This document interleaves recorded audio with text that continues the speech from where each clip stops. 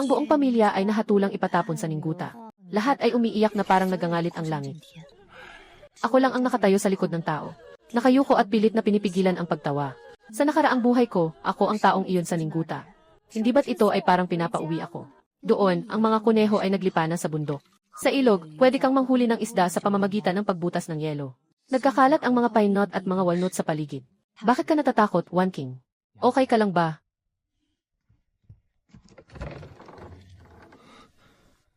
Kuya, pumasok ka. Ibabalot ko muli ang sugat mo. Ayos lang ako, pumasok ka. One King, bakit hindi ka umiiyak? Ano nang silbi ng pag-iyak? Pero ang lugar na ningguta. Kuya, hindi naman ganoon katakot ang ningguta. Paano mo nalaman na nakapagbasa na ako ng libro? One King, nagbago ka. Yexet, dati takot ka. Pati nga takot ka sa kulog. Ngayon iba na ang mga mata mo. Dumating na si Kuya sa ningguta. Makinig ka sa akin, makikinig ako sa iyo. Yexet, sisiguraduhin kong mabubuhay ang buong pamilya. Mabubuhay ng maayos. Sige, Kuya, makikinig ako sa iyo. Hahaha, sa unang taon ko dito. Nagsimula na akong maghanda. Hindi ito dahil sa panghula, kundi dahil nabasa ko ang librong ito. Alam ko ang kapalaran ng pamilya Shen. Sa orihinal na kwento, humiling ang prinsipe na pakasalan si Shen One King. Ginawa ng pamilya Shen ang lahat para suportahan ang prinsipe. Ngunit nang umakyat na ang prinsipe sa trono, pinatay niya ang buong pamilya Shen. Ngunit ngayon, ako si Shen One King. Hindi ko papayagang mangyari ang ganito sa aking pamilya. Tinanggihan ko ang prinsipe. Hindi ko inasahan na siya'y magagalit. Nakalagay na pinagdudahan ang aking ama ng pagtataksil sa bayan. Akala niya siguradong mamamatay ang buong pamilya namin sa Ningguka. Ngunit hindi lang ako mamamatay. Kailangan kong ipagpatuloy ang buhay ng buong pamilya. Buksan mo ang pinto, bilisan mo. Paalam, kabisera. Hindi kita mamimiss. Kapag nakarating sa Ningguka, huwag nang umasa na makakabalik. Kayong buong pamilya matatanda, mahihinang tao, kababaihan at mga bata. Mukhang hindi kayo makakatagal sa unang pag-ulan ng niebe. Hindi kakayanin. Doon ako komportable. Bilisan ninyo, kung mag-aalangan kayo, mamamatay lang kayo. Tatay, huwag kang masyadong mag-alala. Pagdating namin doon, magiging maayos na. Pagdating namin doon. Pagdating sa lugar, doon talaga ang tunay na hamon. Hindi yan totoo, Itay. Tingnan mo ang Ninggu Tower. Bagamat malamig, may tatlong magagandang bagay, siksik ang gubat. Maraming hayop, hindi putol ang mga ilog, makakahuli tayo ng isda. Mabango ang lupa. Sa pagsisimula ng tagsibol, makakapagtanim tayo ng butil. Basta't makayanan lang ang unang taglamig. Pagkatapos, nabuhay na siya. One King. Saan mo nalaman ito? May isang aklat sa silid-aralan ni tatay tungkol sa mga isda sa hilagang lupain, nabasa ko na. Ano nang nangyari? Si Mingli, masakit ang tiyan niya, sobrang sakit. Hindi lang siya pagod. Gutom siya, kuya, ate. Hindi na kaya. Huminto ka sandali.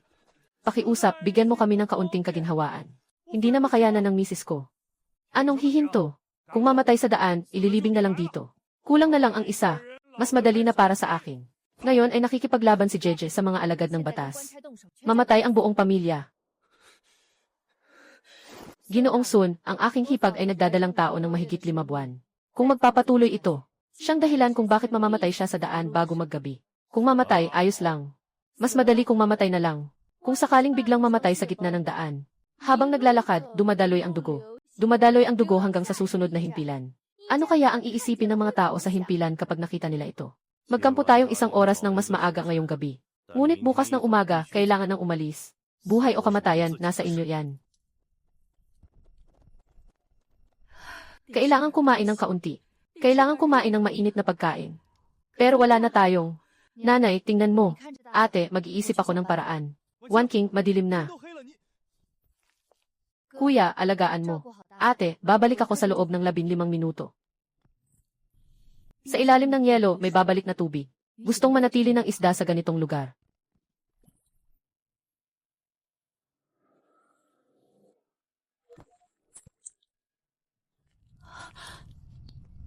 Saan mo nakuha ang isda?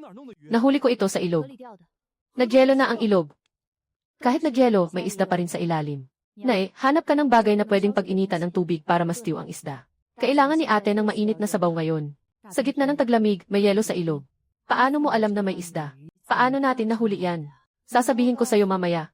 Ngayon, magluto muna tayo ng sabaw. Anong amoy yan? Ate, dahan-dahan lang sa sabaw ng isda, huwag magmadali. Nanay, ikaw din, uminom ka. One King, sabi mo pagdating natin doon. Talaga bang makakapag-ani tayo? Makapagkaroon ng mainit na bahay.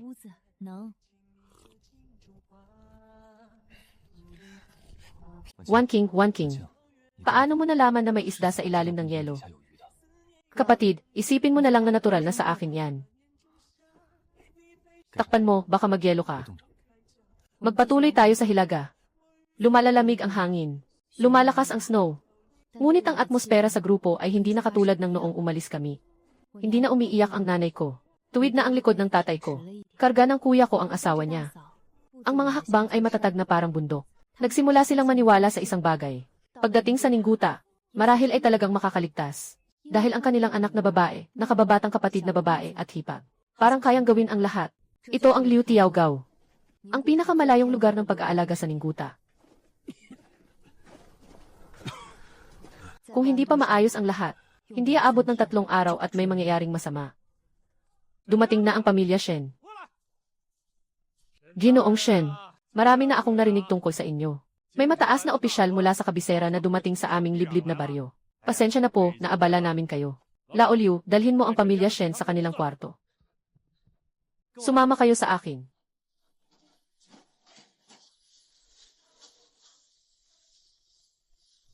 Itong kwarto. Ito na lang ang kanilang raasyon. Inayos ito ni tagapangasiwa Zhao. Wala akong magagawa. Ang ibinibigay na pagkain ng gobyerno. 50 kilo ng magaspang na butil para sa bawat pamilya. Nasaan ang 2 kumot? Kailangan mong itanong kay Ginoong Zhao. At ang mga kumot. Kailangan ding itanong kay Ginoong Zhao. Pupunta ako para kausapin siya. Kuya, huwag kang pumunta at magulo ngayon. Baka masaktan ka lang. Wala kang makukuha. Kaya tiisin mo na lang ito. Hindi ito pagtitiis. Kundi mabuhay muna.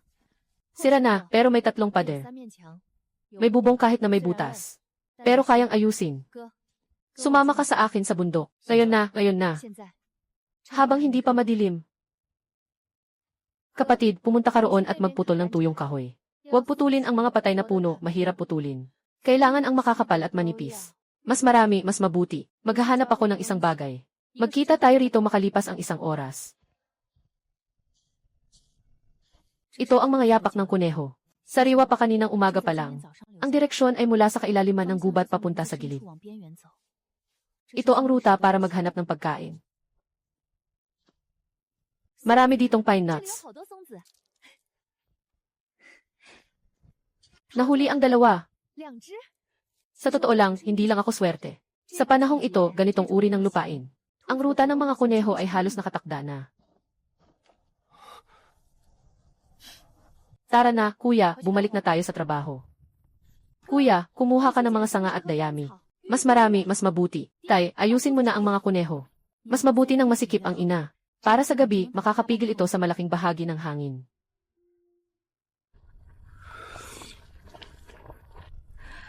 One King, pasensya ka na.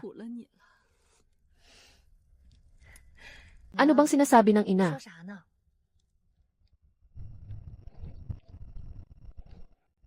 Kapatid, tulungan mo ako sa trabaho. Anong gagawin? Mag-ayos ng kama. Mag-ayos ng kama. Walang kama, hindi ka makakatagal sa bahay ng 3 araw. Sabi mo, paano gawin? Lumabas ka at maghanap ng ilang bato. Nakasing laki ng kamao. Tapos ihalo sa ilang malapot na putik. Haluin muna. Ito ang puso ng Kang. One King. Nagawa mo na ba dati ang paggawa ng Kang? Nakita sa libro. Dapat dahan-dahan ang pag-init ng sahig. Huwag magmadali. Kung masyadong malaki ang putik, magkakaroon ito ng bitak. Kailangan ng mababang apoy at dahan-dahang pag-init. Hayaan itong matuyo ng dahan-dahan. Ihalo ang dilaw na putik at pira-pirasong damo. Ipatong ito ng palayer sa pader.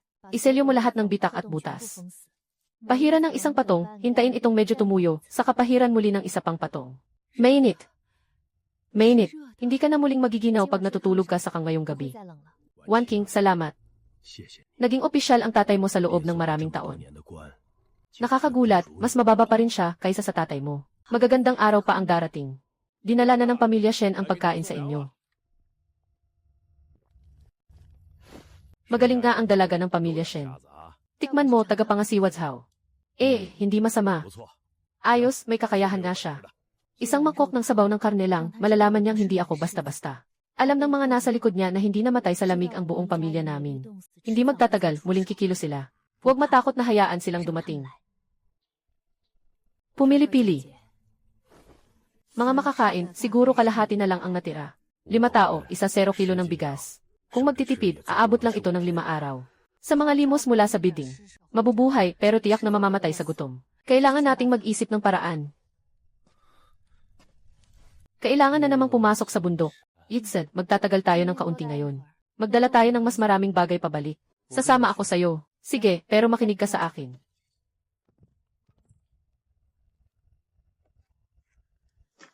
Kailan mo natutunan to? Nakita ko lang sa libro. Bata, tandaan mo ang mga bagay na to. Baka isang araw ay makapagligtas ng buhay. Ito ay itinuro sa akin ng lolo kong dating mga ngaso sa nakaraang buhay. Kapatid, tingnan mo. Hindi higit sa 2 oras ang umaga ngayon. Ang direksyon ay mula Silangan patungong Kanluran. Pumunta sa mga palumpong doon para maghanap ng pagkain. Paano mo nalaman na umaga ngayon? Tingnan ang gilid ng mga yapak. Ang mga bagong yapak ay matulis ang gilid. Sa paglipas ng panahon, magiging bilog ito dahil sa hangin. Malinaw pa ang gilid na ito. At wala pang bagong nyebe na bumabalot dito. Kahapon ng gabi, umulan ng kaunting nyebe. Ngayon umalis na ito.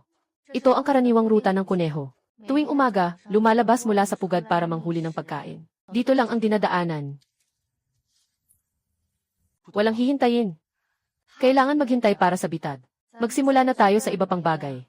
Pagbalik natin, doon na lang natin kukunin. Nasaan ang mga ligaw na manok? Hindi pa siya dumating pero darating siya.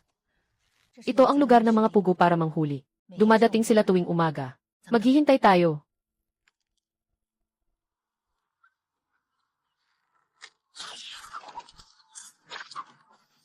Sino ka ba talaga, Xiao Wanqing? Umalis ang kapatid mo para manghuli ng manok.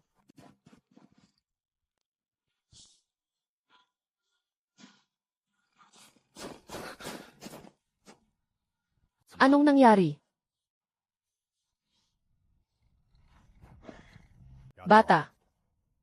Itong set na ito ay ikaw ang naglagay, ako ang may-ari. Lixet, maganda ang napiling pwesto. Tama rin ang taas. Mahalaga ang tamang gabay. Pinipilit ang kuneho na dumaan sa gitna. Sino ang guro mo? Wala akong guro. Sarili kong pinag-isipan. Ang husay sa panlilinlang, hindi yan basta na pag-iisipan. Kanino mo ito natutunan? Ako si Batu. Dito sa gubat na ito, nangaso ako ng 40 taon. Ang paraan mo ng pagsubaybay. Sa 10 mga ngaso na nakita ko, 9 dito ay hindi kasing galing mo. Tio Batu. Tagapamilyang Shen ako. Bagong dating na tao. Tao. May mga katulad mo dito. Lahat ng klase nandito. Nakakatuwang batang babae. Ano ang balak mo sa kuneho mo? Kakainin ang laman, itatago ang balat para sa kutson. Kung hindi maubos ang laman, paano ito ang marinate? I-salt muna. I-soak sa tubig na may Sichuan pepper ng kalahating araw. Ahang sa maaliwalas na lugar. Kung walang Sichuan pepper, pwede rin gumamit ng tubig na may pine needles. Nakakatanggal ng amoy at pangontra sa pagkabulo. Magandang paraan ang tubig na may pine needles. Dati, direkta akong gumagamit ng asin. Okay lang sa taglamig, pero madaling masira sa tagsibol. May langis ang asin, na kayang bumuo ng isang patong sa ibabaw ng karne, upang hadlangan ang hangin. Hindi ka basta-basta, ha? Hawak mo. Ito ang ginawa kong takip. Mas maganda ito kaysa sa bakal mong kawad. Ginto ang kulay ng lubid. Matibay at hindi mag-ielo. Salamat, Ginoong Batu. Walang anuman. Kung sakaling pumasok ka sa bundok, lumakad ka ng 3 milya sa hilaga. May isang kubo si Shita Uzay. Akin yan. Kung may kailangan ka, hanapin mo ako. Mabait siyang tao. At kapaki-pakinabang din siya. Lumilipas ang mga araw ng isa-isa. Halos araw-araw pumupunta ako sa bundok. Minsan sinasama ko pa ang kuya ko. Minsan nag-iisa ako. Tinuruan ako ni Ginoong Batu ng ilang bagong bitag. Bitag na bato, bitag na pang-spring, at isang bitag na gawa sa nakabaluktot na kahoy at lubid. Para sa malalaking biktima. Sa paglipas ng panahon, naging magkaibigan kami kahit magkaiba ang edad. Ngunit laging nasa isip ko, sa ika-5 araw ng pagpasok ko sa bundok, natagpuan ko ang isang putikan na madalas dalawin ng mga baboy ramo. Nagyelo ang putika noong taglamig. Ngunit sa gilid nito may isang saradong gubat ng mga pino. Nakatambak sa lupa ang makakapal na mga kon at mga butil ng pino. Pinakamakulang sa pagkain ang mga baboy ramo tuwing taglamig. Ang ganitong lugar ang kanilang kainan. Nagmamasid ako ng buong 20 araw. Nalaman ko ang kanilang ruta, oras, at bilang. 5 lahat. Isang malaking boar, 3 inahin, isang batang baboy na kalahating laki. Gusto ko ang batang baboy na kalahating laki na iyon. Dahil ito lamang ang may pinakamababang lakas ng atake. Bukas, sabay tayong manghuli. Ng baboy ramo. Paano natin hulihin? Naghukay na ako ng bitag. Inukay ko ang hukay sa makitid na daan na palagi niyang dinadaanan kapag nag-iisa. 3 talampakan ang lalim. Sa ilalim ay may tinusok na matutulis na mga patpat ng kahoy. Kapag nahulog siya doon, ikaw ang bahala sa pagbabalat. Hindi ako magbabalat, mas malakas ka kaysa sa akin. Kailangan talagang tumagos ng 1 sentimo. Nandito lang ako para tumulong. Kung sakaling bumalik ang malaking baboy, ako ang bahalang mag-alis ng atensyon. Ikaw lang ang naghukay ng hukay. 3 araw mo itong hinukay. CJ, susunod ako sa iyo.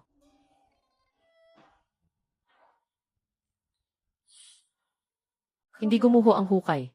Buong-buo ang pagbabala kayo sa ibabaw. Magtago ka sa likod ng punong pino na iyon. Pagkatapos niyang mahulog doon, sumugod ka palabas. Itusok mo sa lig. Huwag mag-atubili, tusukin ng 1 bagsak hanggang tumagos. Naiintindihan ko, nasa likod ako ng kumpol ng palumpong sa kaliwa. Kung sakali may mangyaring hindi inaasahan, sundin mo ang utos ko.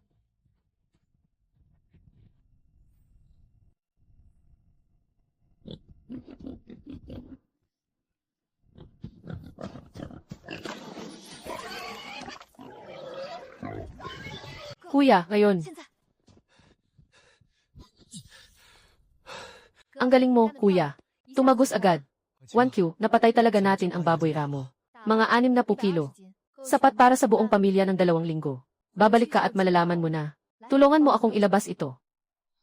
Kuya, hilahin mo pataas.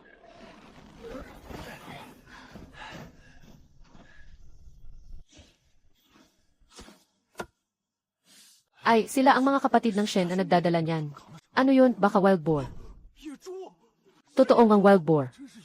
Dapat ay mahigit 100 pounds ito, di ba? Yung babae ng pamilya Shen at ang kapatid niya ang nakipaglaban dito. Mga tito't tiya, alam kong hindi madali para sa inyo. Mga 60 kilo ang bigat ng baboy na ito. Hindi namin ito matatapos kainin 5 katao lang kami. Kaya iiwan ko ang kalahati. Ang natira, paghahatsian ninyo. Bawat pamilya, kuha ng ilang kilo ng karne pa uwi. Makakatulong na rin bilang dagdag na ulam. Ito ba ay nakakatulong? Ano ang hindi nakakatulong? Tayo ay mga tao na nagmamalasakit. Mahaba pa ang mga darating na araw. Ngayon, mayroon akong karne para sa lahat. Bukas, kung may magandang bagay sa inyo, huwag kalimutan. Ang pagtutulungan ng magkapitbahay ay mas mahalaga sa lahat. Tama ang sabi ni Matandang Shen. May ilang tuyong ulo ng repolyo kami sa bahay. Ihahatid ko sa inyo mamaya ang ilan. Marunong akong maghabi ng mga basket. Kung kailangan ninyo. Ang bata nanay, huwag kang umiyak. Pumasok ka at magpakulo ng tubig. Mamaya kailangan ilubog ang balat sa kumukulong tubig. Balat ay ginupit para gawing bota. Karne ay pinagsalina. Mantika ay pinainit at itinabi. Buto ay pinakuluan para sa sabaw. Walang dapat sayangin.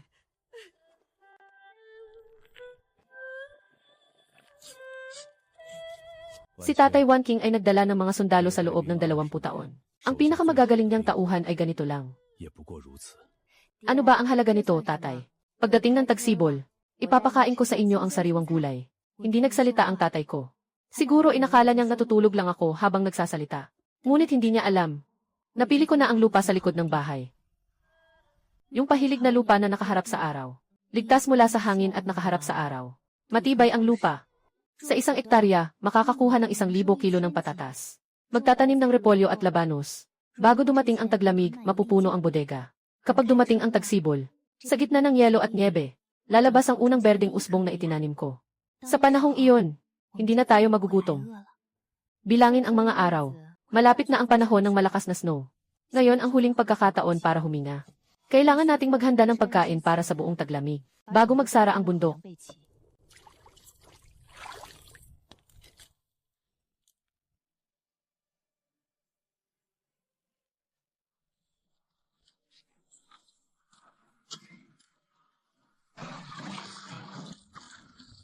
Kapag gumalaw ito, talagang makakapagtagal ito ng isang buong taglamig. Wenking, talagang parang namumuhay na tayo sa bahay. 真像过日子了。 Wenking, dati akala ng tatay, ang pag-aaral at pagiging opisyal lang ang tunay na kakayahan. Ngayon, mukhang masyado siyang nag-isip ng makitid. Tatay, ang magagandang araw ay nasa hinaharap pa. Ginoong Batu, pwede bang hiramin mo sa akin ang lambat? Babayaran kita ng 20 kilo ng isda. Marunong ka bang manghuli? Hindi ako naniniwala. Pero ipapahiram ko sa'yo. Gusto kong makita kung ano pang kaya ng batang ito. 你这小丫头还有什么本事？ Pumili ka sa ibabaw ng ilog na 3 siko ang lapad. 河面3丈宽， May mga tambo sa magkabilang panig. Hindi malalim ang tubig, gustong-gusto ng isda ang ganitong lugar sa taglamig.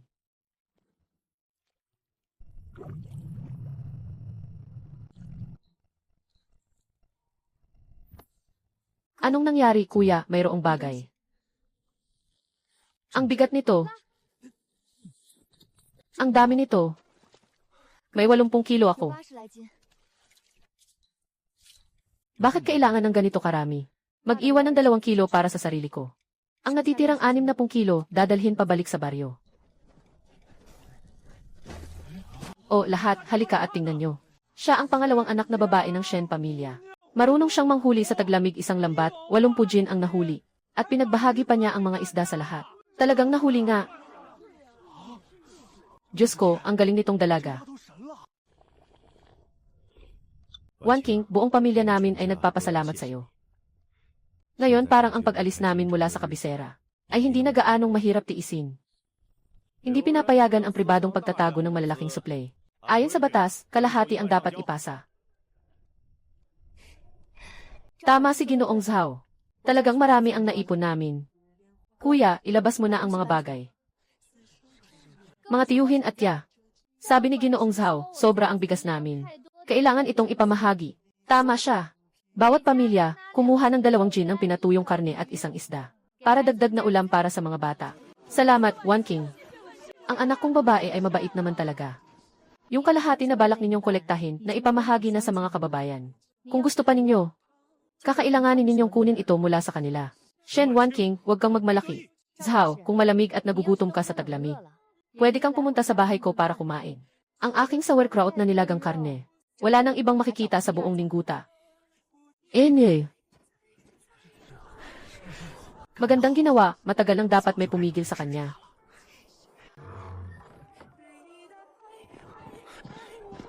Maghihiganti ba siya? Bakit? Kasi nalugi si Zhao Biao. 赵彪吃了亏， Siguradong may susunod na masamang balak.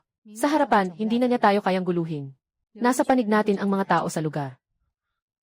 Pero sa likod ng mga eksena, marami siyang paraan. Ano ang gagawin natin? Mag-ingat. Mula bukas, 从明天起， kailangan mong maglibot sa bakuran araw-araw. Isang beses sa umaga, tanghali at gabi. Sige, mayroon pa. 还有 Kailangan mo ring mag-ensayo ng mabuti.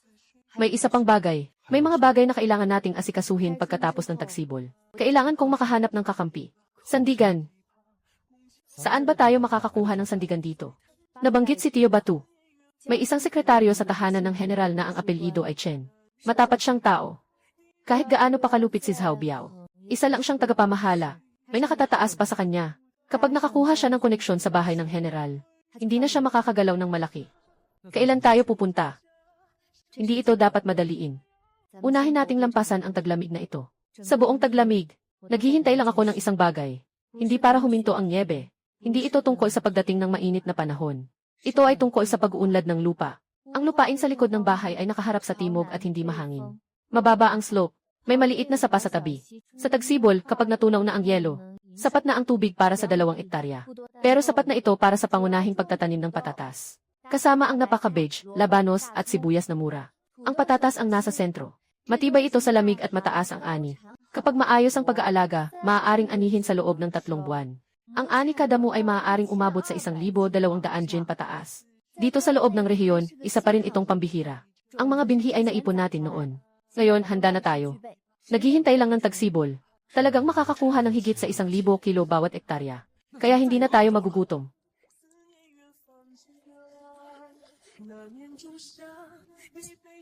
Kailangan linisin ni Kainggan ang 2 ektarya ng lupa.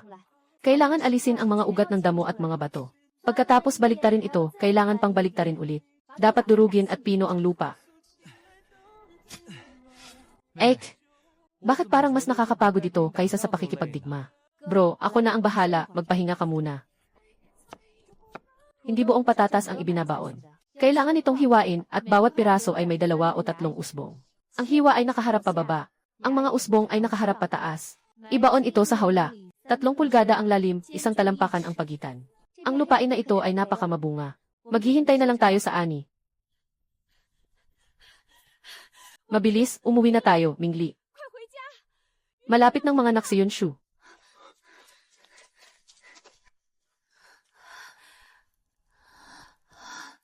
Ay nako, anong gagawin ko? Yunshu, hindi ko pa nga naipapakita sa iyo ang magandang buhay. Hindi ka pwedeng magkaroon ng masamang nangyari. Tatay, kuya, lumabas muna kayo. Nandito kami ng Reyna. Ikaw, pakuluan mo ang tubig. Painitin mo ang gunting sa apoy ng 1 beses. Maghanda ng 5 malilinis na tela. One King, ikaw ang tutulong sa panganganak. Hipag, sundin mo ako. Kapag masakit, itulak mo ng buong lakas. Magpahinga kapag hindi sumasakit. Mag-ipon ng lakas. Huwag masyadong sumigaw, sayang lang. May anak na ang pamilyang Shen. 沈家有后了。 One King, ikaw ang nagbigay ng buhay sa batang ito. Hipag, magpahinga ka at ingatan ang katawan. Kapag sapat na ang gatas, tiyak na magiging malakas ang bata. Nang isinilang ang anak, mas lalo pang tumitibay ang mga punla ng patatas sa bukid. Araw-araw si kuya at ako ang nagdidilig, nag-aalis ng damo at nagpapaluwag ng lupa. Itinatambak ni kuya ang lupa mula sa mga hukay papunta sa mga ugat. Sa ganitong paraan, napapalalim ang patong ng lupa sa ilalim. Kapag makapal ang patong ng lupa, saka lumalaki ng malaki. Binibining Shen, anong klaseng patatas ang itinanim mo? Kapag natapos na, pakainin ko kayo. Kapag luto na, pwede nang anihin.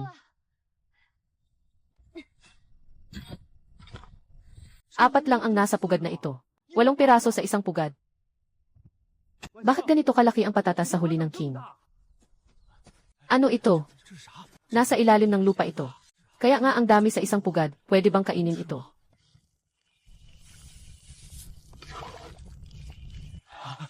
Masarap, masarap talaga ito. Mas mabuti ito kaysa sa brown rice.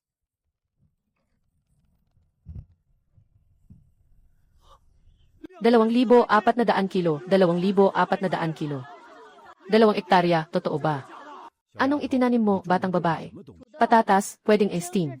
Pwedeng roast, pwedeng stew sa karne. Pwedeng slice at salt. Okay lang lahat iyon. Pwede pa rin gawing sotanghon. Ano ang sotanghon? Huwag na lang. Gagawin ko at ipapakain sa inyo mamaya.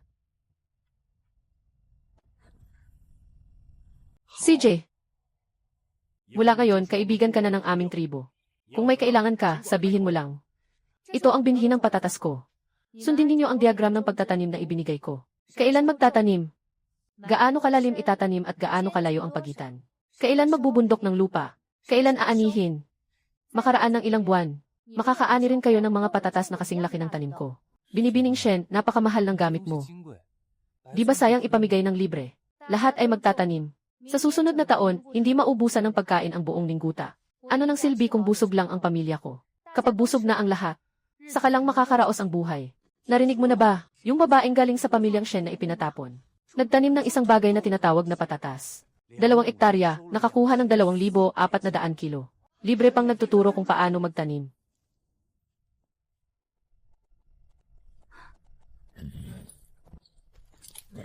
General P, alam mo ba? Hindi ko alam. Kahit hulaan, hindi naman karaniwang tao ang mananamit na katulad mo. Hindi ka naman nag-iisa dito para sa opisyal na gawain, di ba? Kung hindi opisyal, bakit ka pa talagang pumunta dito sa lugar ng mga tao? O nandito lang para manood ng gulo? O nandito para magdulot ng problema? Hindi kayo mukhang taong naghahanap ng gulo. Narinig kong may dumating na dalaga sa lugar ng mga ipinatapon. Marunong siyang mag-asikaso ng ininit na higaan at magtanim.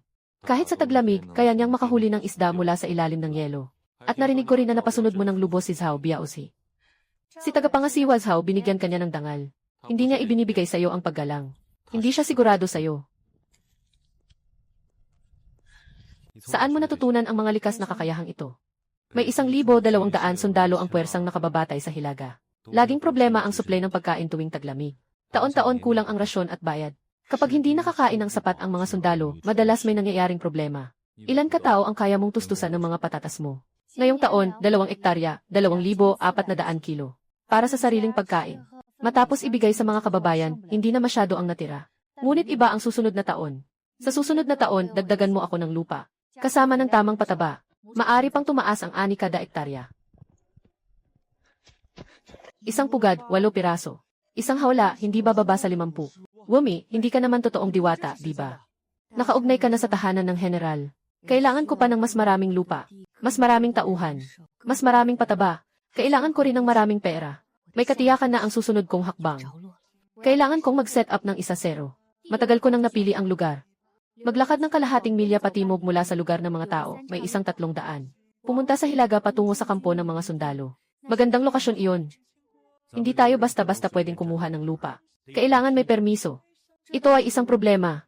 Sabihin mo kay General Pei na gusto ng dalagang Shen na magtayo ng batuhan sa sangandaan para magbigay ng mainit na pagkain sa mga sundalo at mamamayan.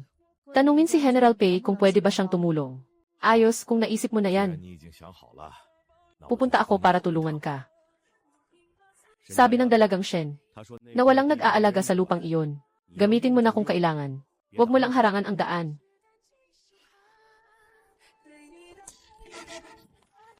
Uminputi na ang buhok sa gilid ng ulo, nagkunot ang noo. Ang pangulila na ito ay mula pa sa malayo. Hotpot na may atsarang repolyo at baboy. Gansang nilaga sa bakal na palayo.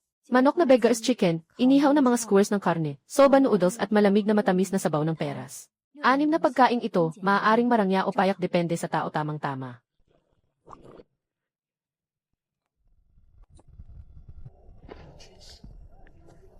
Anong pagkain meron? Sour cabbage at pork pot, iron pots tinanggansa, grilled meat skewers, buckwheat noodles. Anong gusto ng ilang Ginoo? Magkano ang sour cabbage at pork pot? Pot para sa 3 tao. 30 barya, sapat na para busugin. 1 pot na lang.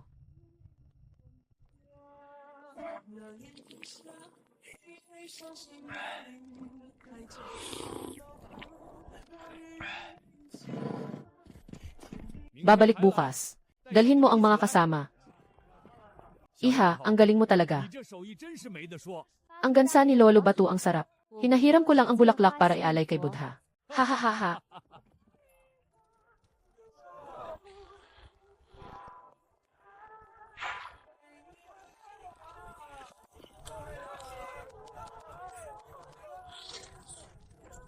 $420 yen, kumita na ng ganito kalaki sa loob lang ng 3 araw. General Pei, ano po ang kakainin ninyo? 1 mangkok ng soba, sige po.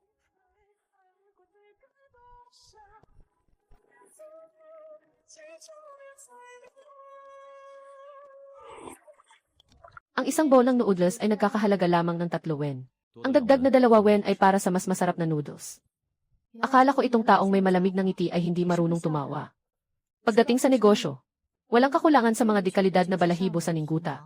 Balahibo ng marten, fox, usa, at oso. Ang mga mangangaso ay nagdadala nito sa bayan para ibenta. Ngunit ang mga midleman ay pinipiga ang presyo hanggang sa murang halaga. 1 pirasong dekalidad na balat ng saible. Sa Ningguta, binibili iyon sa halagang 3 leang ng pilak lang. Kapag dinala sa Beijing at muling ipinagbenta, aabot naman sa 30 leang. Ang negosyo na ito ay 10 beses na mas malaki kaysa sa restaurant. Ngunit para sa kalakalan ng mga balat, hindi sapat na pera lang. Kailangan may mapagkukunan, mga daluyan, at mga koneksyon para mailuwas ang mga kalakal. Ningbuta Agosto netong kita 48 liang 3 kian ng pila. Hindi pa natatapos ang Setyembre, nakapagdeposito na ng 38 liang. Shen Wanking, akala mo ba nakasampa ka na sa general? Kaya pwede ka nang gumawa ng kahit ano. Sa pagkakataong ito, wag mo akong sisihin. Kung may dapat sisihin, sarili mo ang sisihin.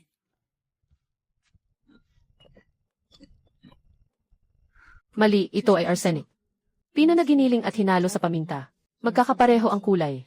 Natakpan ng paminta ang malaking bahagi ng amoy. Hindi mo ito mapapansin kung hindi mo amuyin ng mabuti. Buti na lang. Araw-araw, personal kong sinusuri ang mga sangkap na ginagamit. Kung hindi ko ito napansin. Ngayong araw, may 1 tao ang malalason dahil sa pagkain. Kapag may namatay, tapos na ang pamilyang Shen. Hindi ito para magpahirap.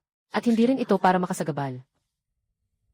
Si Liu Renzi ay may balak na patayin ang pamilya Shen. Hindi ito naiisip ng isang maliit na tagapangasiwa tulad ni Zhao Biao. Wala siyang lakas ng loob, at wala rin siyang dahilan. Maliban kung may makikinabang. Maliban kung may gustong mamatay ang pamilya Shen. Mang Liu, noong gabi ng Setyembre 22, may nakita ka bang kahina-hinalang tao na nag-ikot malapit sa 14 na? Nakita ko, nagising at umihi sa hating gabi. Nakita ko, may 2 taong palihim. Lumabas sila mula sa likod ng 14 na ninyo. Akala namin mga magnanakaw. Kilala mo ba kung sino sila? Sobrang dilim, hindi ko sila nakilala. Hindi malinaw ang mukha. Ngunit isa sa kanila ay mababa. Naglalakad ng pilay. Noong gabing iyon, tumahol ng matagal ang aso namin. Nang lumabas ako para tingnan, nakita ko ang isang aninong tao na tumakbo papuntang silangan. Tama, silangan. Iyon ang direksyon kung saan nakatira si Zhao Biao. 2 saksi ay sapat na. Anong nangyari? Si General P ay nag-anyaya sa iyo na kumain sa restaurant sa tanghali sa makalawang araw. May bago akong nilutong putahe. Gusto kong ipatikim sa iyo. CJ.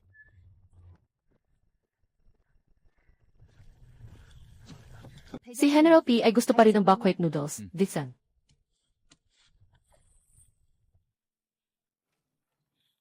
Shen Wanking. May nag-ulat na may problema sa iyong pagkain at tirahan. Ako ang inatasan na suriin ito. Anong problema, Zhao? Ang mga sangkap ko ay sariwa. Sige lang, suriin mo.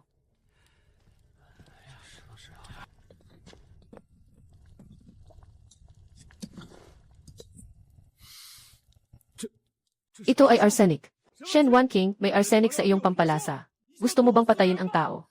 Hindi posible lahat ng pampalasa ko ay binili sa palengke. Mga lehitimong paninda, paano magkakaroon ng arseniko? Nahuli ng may ebidensya. Mga tao, iselyo ang bangkay.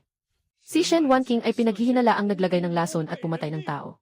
Ihatid pabalik para interogahin. Sandali. General, bakit po kayo nandito? Ako po, ang general, inimbitahan ngayong araw para kumain rito. Nagkataon lang na nasangkot ako rito. Tagapangasiwa Zhao, sinabi mong may problema ang mga sangkap. May ebidensya ba? Nandito mismo ang ebidensya. Hinalo ang arseniko sa mga pampalasa. Malinaw na sinadyang paglalason ito para patayin ang tao. Tinanong ka ng general. Paano mo nalaman na may arseniko dito? Sabi mo may nag-ulat. Sino ang nag-ulat? Ayaw nang nag-ulat na iyon na ibunyag ang kanyang pagkakakilanlan. Anonymong sumbong. Nangahas ka pang magdala ng mga tao para iselyo ito. Nakakamatay ang arseniko. Hindi mo man lang sinuri ang nag-ulat.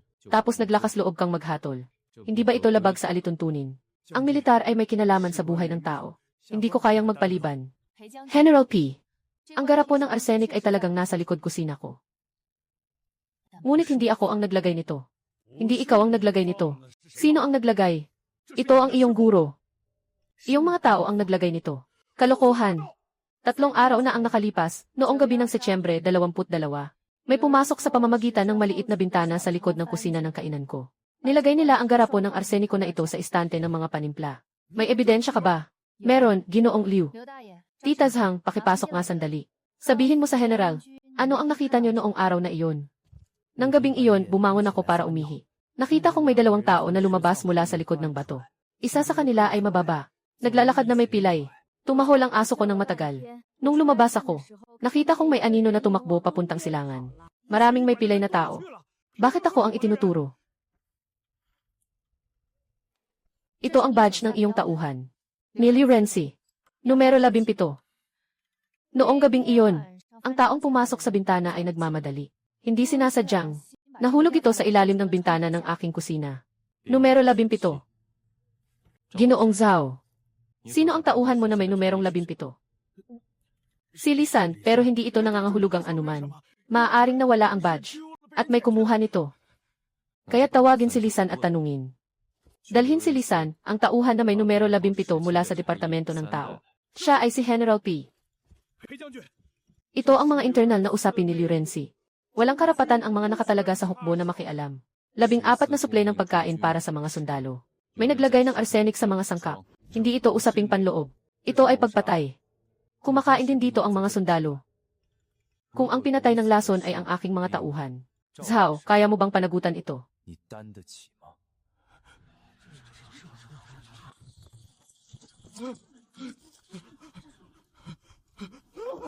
Hindi ito ang aking ideya. Si Zhao ang nag-utos sa akin na gawin ito. Sabi niya, maglagay ng kaunting bagay sa lalagyan ng pampalasa. Balik na lang at tingnan. Sabi niya, hindi ito nakamamatay, manahimik ka na lang. Hindi ito nakamamatay. Arsenic ang inilagay sa pampalasa. Sinasabi mo sa akin na hindi ito nakamamatay. Wag po, General. Ang maliit ay sumusunod lamang sa utos. Sinabi ni Zhao na may mga tao sa itaas na gustong mamatay ang pamilya Shen. Hindi ako makatanggi. Sino ang nasa itaas? 哪个上面？ May matibay na ebidensya ng pagdudulot ng laso ni Zhao Biao. Inalis ang kanyang badge. Ipinadakit siya at naghihintay ng desisyon. Shen Wanqing, ikaw ang nagdisenyo sa akin. Tagapangasiwa Zhao, ako'y isang babaeng ipinatapon at mahina lamang. Wala akong kakayahang magdisenyo ng bitag laban sa inyo. Gawa iyon ng inyong sariling mga tauhan. Iniwan nila ang bakas at pinatakpan nila iyon. Karapat dapat siya, ang asong iyon ang nang-aapi. Matagal na niyang pinipigil ang mga tao, hindi lang 1 o 2 araw. Ang dalagang Shen, talaga namang kahanga-hanga. Napapailalim niya siya at sunod-sunuran. Sana ay magiging mas magaan ang buhay sa lugar ng mga tao sa hinaharap. Shen Wanqing, huwag kang magyabang. Hindi mo kayang galitin ang mga tao sa likod ko. Gusto ng prinsipe na mawala ang Shen family. Si Zhao Biao ay isa lamang maliit na piyesa sa kanyang laro. Ngunit ang prinsipe ay malayo sa kabisera. Sa ngayon, hindi pa niya kayang maabot ang lugar na ito.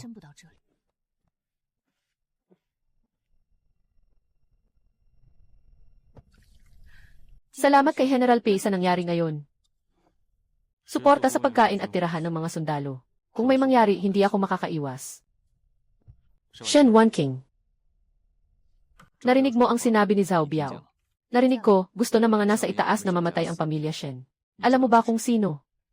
Alam ko, pero may mga taong hindi siya gagalawin. Naghihintay ba sila na ako ang gumalaw?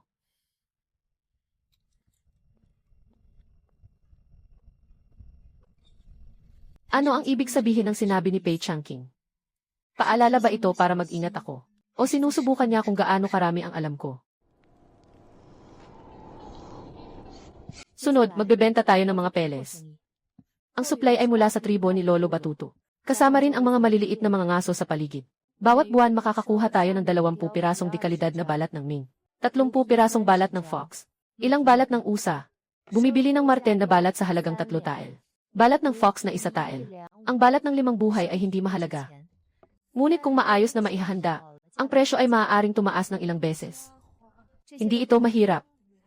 Ngayon, kailangan nating makahanap ng tao na makakatulong sa atin na maayos ang daan para makapagpadala. Maaari itong gawin ng anak na babae. Sino ba ang dapat nating hanapin? Si General P ay may posisyon sa gobyerno. Hindi siya makakasali sa bagay na ito. Sa tingin ko, ang pinakamaasahan ay makipag-ugnayan sa mga karavan. Bagamat malayo ang Ningguta, tuwing tagsibol at taglagas ay may mga karavan na dumadaan. Sumama sa isang maasahang karavan. Makakarating na ang mga balat sa kabisera. Tama ang sinabi ng tatay. Bukas, magsisimula tayong magtanong. Ang bidding ay unang hakbang pa lamang. Darating pa ang mga tao ng prinsipe. Ang susunod ay maaaring mas mahirap pa kaysa kay Zhao Biao. Kailangan kong maging mas malakas bago sila dumating. Wala na si Zhao Biao sa wakas. Matagal nang nang-aapi ang taong ito. Ginoong Shen, nandito ang mga tao. Kung may kailangan kayong ipabuti, sabihin nyo lang. Dumating na ang tamang pagkakataon. Tatay Batu, ibigay mo sa akin ang iyong balat. Kukunin ko ito ng 3 piraso bawat isa. Ang alok ko ay 6 na beses na mas mataas kaysa sa alok ng karwahe ng mga mangangalakal. Hindi ka ba nalulugi ng 3 liang? 你不亏吗？ Pero gusto ko ang pinakamaganda. Mga balat na walang pinsala, walang bulete, at may purong kulay ng balahibo. May koneksyon ako para maibenta ito sa loob ng kaharian. Huwag kang mag-alala. Binala ka ni General Pei ngayong araw. May gusto siyang sabihin sa iyo. Gusto kong magbenta ng mga balat. Magandang magbenta ng balat. Tutulungan kita, isusulat ko ang isang liham sa aking kaibigan sa kabisera. Kapag dumating ang kanyang karavan, ay aayusin nilang ipadala ang iyong mga balat.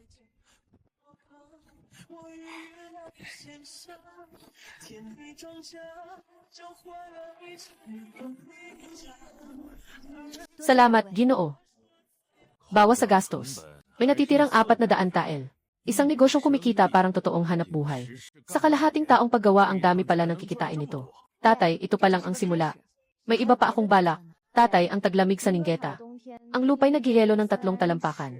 Lahat tuwing taglamig ay kumakain ng atsara, tuyong gulay at nagyelong karne. Naalala ko, may nabasa akong paraan sa isang lumang aklat. Maaaring maghukay ng daanan ng apoy sa ilalim. Maglagay ng bubong sa itaas.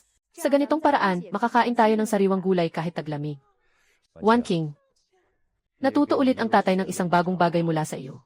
Hayaan mong ako ang humawak sa bagay na ito.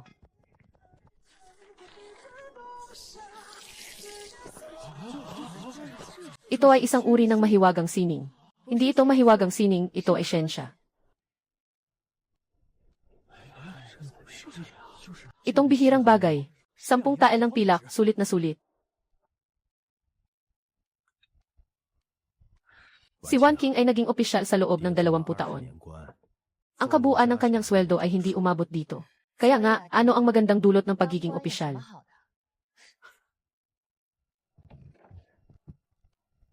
Si Pei Changqing ay lalong naging masipag nitong nakaraang 6 na buwan.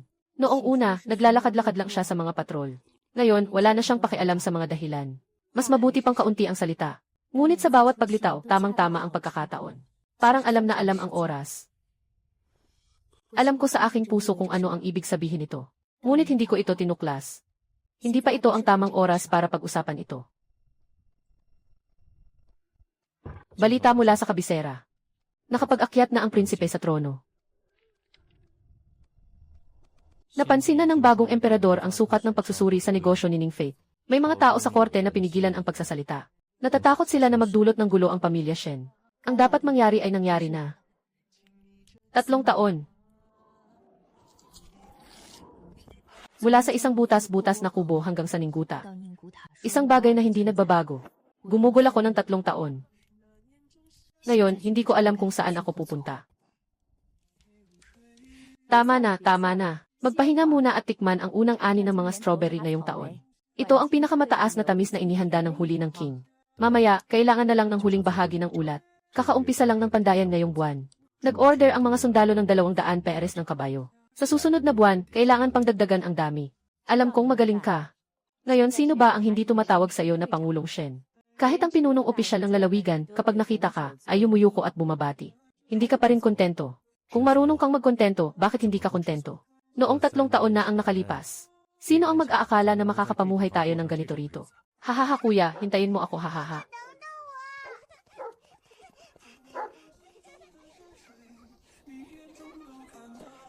Dinala tayo ni Tio Batu sa kanlurang bundok ngayon. Swerte tayo, nakakuha ng 2 kuneho. Magluluto tayo ng nilagang kuneho sa gabi. Huwag lang masiyahan. Mukhang may darating na tao mula sa kabisera. Anong sinasabi mo, Wansheng? 3 taon nang nakaupo si Xiao Cheng yan sa trono. Paano pa niya tayo maiisip? Hindi niya tayo inisip. Kundi kailangan niya tayo. Matinding tagtuyot sa hilagang kanluran. Ubus na ang kaba ng bayan. Sa mga nakaraang 2 taon, umaasa sila sa ating mga ruta ng kalakalan at kaisanghaw. Para suportahan ang 3,000 sundalong nakabantay sa hilaga. Alam ng mabuti ni Xiao Cheng yan, na hindi maaaring mabuhay ang Ningguta nang wala si Pei Changqing. Ngunit siya ang mas natatakot. Natatakot na si Pei Changqing ay may sariling hukbo. Natatakot na tayo ay makipagsabuatan kay Pei Changqing. Natatakot na ang Ningguo ay magiging isang lugar na hindi mapapasok, na parang tinaga ng karayom at nabasa. Tama ang sinabi ng huling dinastya. Ang gusto niya ay hindi tayo bumalik sa Beijing para maging opisyal. Gusto niyang hawakan tayo sa kanyang mga kamay. Kapag umalis tayo, agad siyang magpapadala ng mga tao. Sakupin ang Shenzhen Street at ang kalye ng mga negosyante ng balat. Pagdating noon, mawawala na si General Pei.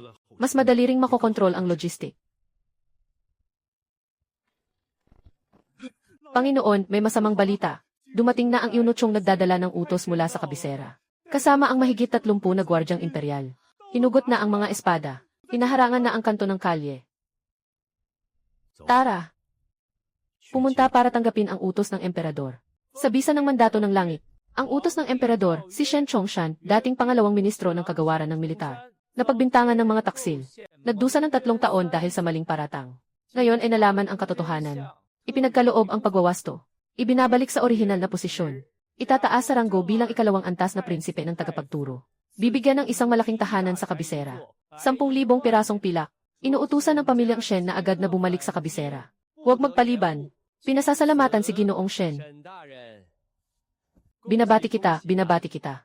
Inalala ng kanyang kamahalan ang ating nakaraan. Binigyan ka ng napakalaking biyaya. Sa wakas, natapos na ang iyong mga paghihirap. Tanggapin mo na ang utos. Pasensya na sa pagtakbo ng Ginoo. Ngunit ako'y matanda na at mahina na. Noong nakaraang taglamig, umubo ako ng 3 buwan. Hanggang ngayon ay hindi pa rin ako gumagaling. Talagang hindi ko kayang maglakbay ng libu-libong milya. Hindi na ako babalik sa kabisera. Mahirap ang dinanas ni Ginoong Lee sa daan. Nakita mo na ang kalagayan ng aking ama. Talagang hindi na siya makalakad. Kaya't pakiusap, ipaalam mo ito kay His Majesty. Salamat sa biyaya ng pamilya Shen. Ngunit talagang hindi maibigay ang utos. Ayos lang naman. Shen Wan King, huwag kang maging walang hiya. 3 araw mula ngayon, babalik kami para sa sagot. Kung hindi pa rin maibigay ang utos, ikaw ay ituturing na nagtatangkang magrebelde, at ang buong pamilya ay paparusahan. Wan King, ano sa palagay mo? Hindi na tayo pwedeng bumalik. Ayaw ni Xiao Cheng yan na bumalik tayo bilang mga opisyal. Gusto niyang patayin tayo, at kapag umalis tayo, mas mahihirapan si General Pei. Tutulungan ba tayo ni General Pei? Siya ay opisyal ng korte pagkatapos ng lahat. Hindi naman kailangan na makipagtalo siya sa emperador para sa atin.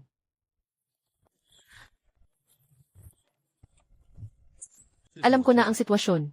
Tutulungan ko kayo. Huwag na huwag, General Pei. Ikaw ay isang opisyal ng korte.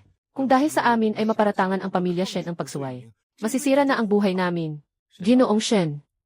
Hindi ito isang usaping para lamang sa pamilya Shen. 3 taon na ang nakalipas ng putulin ng korte ang suplay ng pagkain sa Ningguto.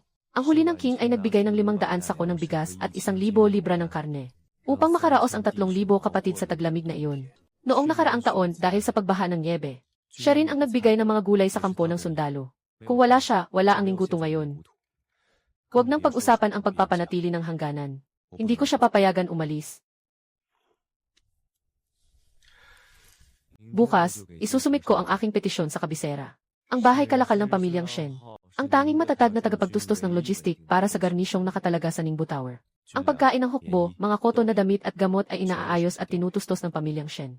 Kung pilit na papawagin pabalik ang garnisyong ng pamilyang Shen, magiging ganap na paralisado ang logistik. Nasa bingit ng panganib ang hangganan. Ngunit sa ganitong paraan, para ka nang hayagang sumasalungat sa kanya. Bibigyan kanya ng sama ng loob. Kung talagang nais ng inyong majestad na ibalik ang pamilya Shen, magbibitiw ako sa aking posisyon bilang general. Mali. Pinipilit ako ni Pei Changqing. Isang general sa hangganan. Naglakas loob siyang gamitin ang hangganang depensa para takutin ako. Mahal na hari, pakalmahin po ang inyong galit. Bagaman matindi ang pananalita ni General Pei, totoo naman ang kanyang sinasabi. Kung papabalikin ngayon ang angkan ng Shen, tiyak magugulo ang hilagang hangganan. Aprobado, hindi na kailangang bumalik ang angkan ng Shen sa kabisera. Itinalaga si Shen Chongshan bilang tagapangasiwa ng negosyo ng Ningguta. Binigyan ng 1,000 pirasong ginto, 100 pirasong sutla. Ayos lang. Napakabuti, hindi na kailangang bumalik sa Beijing. Masyadong malakas ang hangin, huwag magkasakit. Tapos na ang lahat. Dumating na ang pangalawang utos. Hindi na babalik si Xiao Cheng yan. Salamat sa iyo kung hindi dahil sa iyo. Hindi sana ang pamilya Shen ay nagbigay para sa iyong pamilya, kundi para sa iyo. Hindi ko maaring hayaan ang sinuman na dalhin ka mula dito. Hindi ka ba natatakot na balang araw ay mananagot siya, basta't hindi magulo ang hangganan? Hindi niya ako gagalawin. Walang sinuman sa palasyo ang makakapagbantay dito, basta't kilala ka pa ng mga tao sa tower. Hindi siya makakagalaw laban sa pamilya Shen. At patuloy akong tutulong sa iyo. Walang sinuman ang makakasakit sa iyo. Wan King, wala nang masama ngayon. Anong klaseng buhay ang gusto mong ipagpatuloy sa hinaharap? Ang buhay na nais ko ay palaging napakasimple. Nais kong makasama ang taong mahal ko sa pag-aalaga sa lupang ito. Tumingin sa paglaki ng mga bata. Tumingin sa masaganang 6 taon-taon. Tumingin sa ating krus, na palaging may amoy ng sabaw ng buto. Hanapin ang lunas na iyon. Sa pangarap ng buhay, isang sulok ng berdeng lila at asul na bulaklak. Gagawin lang kita na mahulog.